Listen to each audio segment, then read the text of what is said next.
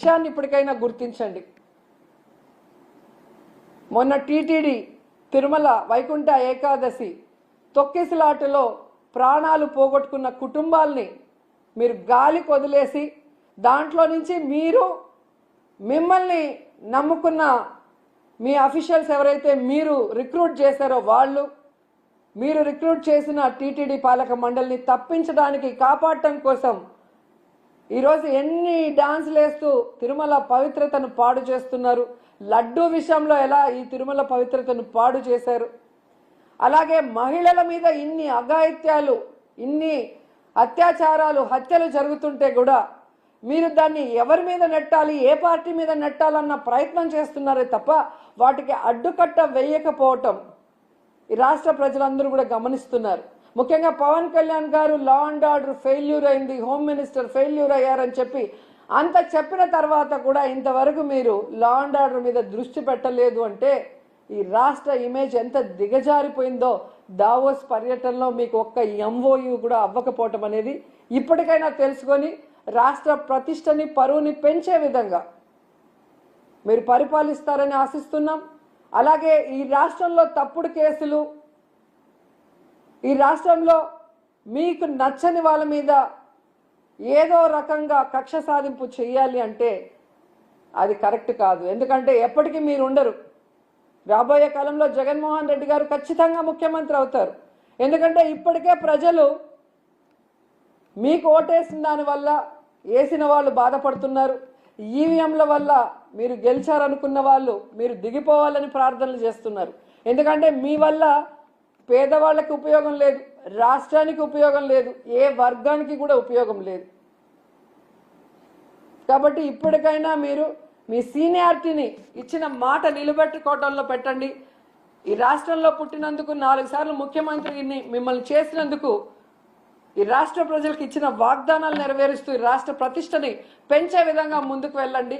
ఇప్పటికైనా అబద్ధాలు చెప్పడం మానేయండి అని కూడా ఈ సందర్భంగా తెలియజేసుకుంటూ, నిజంగా ఈరోజు ఒక్క ఎంఓయూ కూడా జరగకుండా వీళ్ళు తిరిగి రావటం వీళ్ళకి సిగ్గనిపించడం లేదేమో కానీ ఈ రాష్ట్రంలో ఉన్న ఒక ప్రజల్లాగా, అంటే ఒక ఓటర్ లాగా లేదా ఒక లీడర్ లాగా మేమైతే పక్క రాష్ట్రాల వాళ్ళ ముందు మొహం చూపించలేక సిగ్గుపడుతున్నాం. గతంలో ఎలాగైతే బాబు వస్తే జాబ్ వస్తుందన్నాడు, కేవలం వాళ్ళ బాబు లోకేష్ బాబుకే ఎమ్మెల్సీ ఇచ్చి మంత్రిని చేసుకున్నాడు. ఇప్పుడు 20 లక్షల మంది అబ్బాయిలకంతా ఉద్యోగం ఇస్తాం లేదా నిరుద్యోగ భృతి ఇస్తామన్నారు. 7 నెలలు అయింది, ఒక ఉద్యోగం లేదు, నిరుద్యోగ భృతి లేదు. మళ్ళీ వాళ్ళ కొడుకు లోకేష్ బాబుకు మాత్రమే మంత్రిగా ఉద్యోగం ఇచ్చారు. సో ఈ రాష్ట్ర ప్రజలు బాగా గమనించండి. మీకు మంచి చేసిన వాళ్ళని, మీకు మంచి చేయాలని తాపత్రయపడే వాళ్ళని ఇప్పటికైనా గుర్తించి ఇలాంటి కూటమి నాయకులు చెప్పే అబద్ధాలకి, కుట్రలకి, కుతంత్రాలకి మీరు నమ్మి బలం వద్దని కూడా అందరికీ కోరుకుంటున్నాను.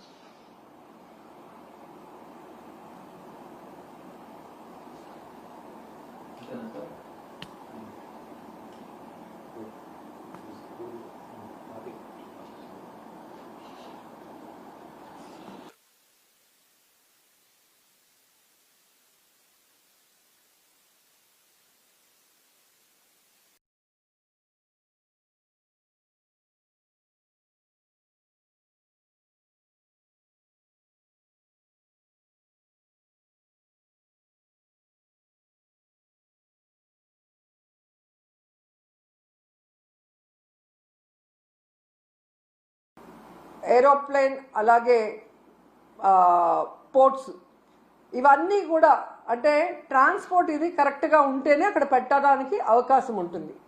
మీరు చూస్తే జగన్మోహన్ రెడ్డి గారు ముఖ్యమంత్రిగా ఉన్నప్పుడు ఇవన్నీ కూడా ఎంత చక్కగా చేశారో మీ అందరూ కూడా గమనించవచ్చు.